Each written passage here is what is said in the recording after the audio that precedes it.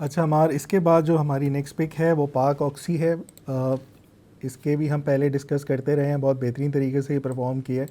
Right now ये एक बहुत स्टिल बहुत स्ट्रॉन्ग बुलिश ट्रेंड में है, और जब भी ये करेक्ट हो इसको अगेन बाय करना चाहिए हायर लो के ऊपर। सो सजेस्टेड जो लेवल है वो मेरे ख्याल में 288 292 ये अच्छे से लेवल्स हैं, यहाँ पे आप इसकी स्मार्ट एंट्री बन सकती है।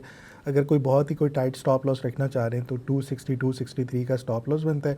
इमीडिएट फर्स्ट टारगेट इसका, अगर ये नीचे आता है दोबारा से बढ़ता है तो 322 का होना चाहिए अपसाइड ट्रेंड लाइन की रेजिस्टेंस के ऊपर, और उसके बाद फिर हम देखेंगे फर्दर भी रैली करता हुआ जाएगा।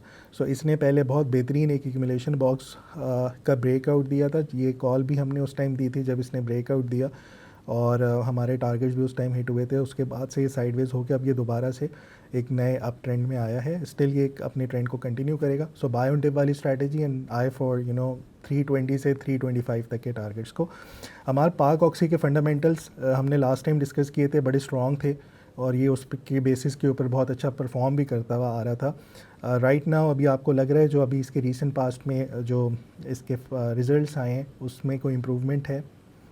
बिल्कुल ऐसे ही है। जो अगर आप रिजल्ट्स वाइज भी देखेंगे बहुत ही बेहतरीन किस्म का ग्रो कर रहा है, इसकी अर्निंग्स बहुत सॉलिड ग्रो कर रही हैं। ये ओवरऑल जो है जो कंपनी एज अ ग्रोथ वहां पे भी बहुत ज्यादा इनके प्रोजेक्ट्स वगैरह चल रहे हैं, उसको भी हम डिस्कस करते हैं। यहाँ पे अगर आप रेवेन्यू वाइज देखो तो तकरीबन 10% का इसका रेवेन्यू इंक्रीज किया है ना। और अगर आप बॉटम लाइन पे आ जाएं तो यहाँ पे अगर आप देखोगे बेहतरीन किस्म के इनके 150% से ज्यादा इनके प्रॉफिट्स ग्रो कर रहे हैं। जो मेजर मुझे चीज इनकी बहुत अच्छी लगी है, जो कि बहुत ज्यादा कंपनीज पाकिस्तान के अंदर रिसेंटली काम भी कर रही हैं, वो अपने मार्जिन के ऊपर काम कर रही है। ठीक है, सो अगर यहाँ पे अगर आप देखो तो ग्रॉस मार्जिन के ऊपर अगर आप आ जाते हैं तो पिछले साल की निस्बत अगर आप यहाँ पे देखिए 26% इनके मार्जिन है, जो कि अब इंप्रूव होके तकरीबन 41% पे आ गए।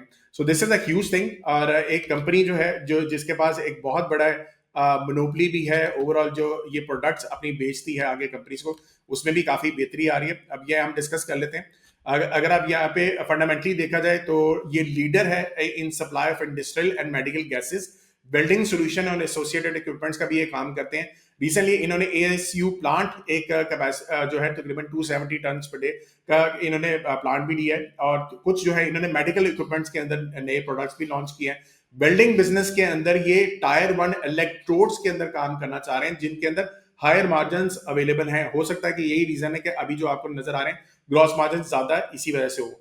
लार्जेस्ट प्रोजेक्ट इन मेडिकल जो गैस पाइपलाइन है ये इन्होंने प्रोवाइड किया है इंडस हॉस्पिटल को, जिसमें तकरीबन 600 बेड्स हैं। इसके अलावा 1.3 बिलियन रुपीस का हाइड्रोजन प्रोडक्शन फैसिलिटी इन्होंने पोर्ट कासे में स्टार्ट किया है। इसके अलावा जो है 15 ईयर का कॉन्ट्रैक्ट इन्होंने किया है longer term supply of hydrogen का। तो आप यहाँ पे देख रहे हैं कि कितने ज्यादा प्रोजेक्ट्स इनके ऑलरेडी चल रहे हैं। फंडामेंटली भी बहुत स्ट्रॉन्ग है, मुझे बहुत पर्सनली बहुत पसंद है, इन्वेस्टेड भी हूँ।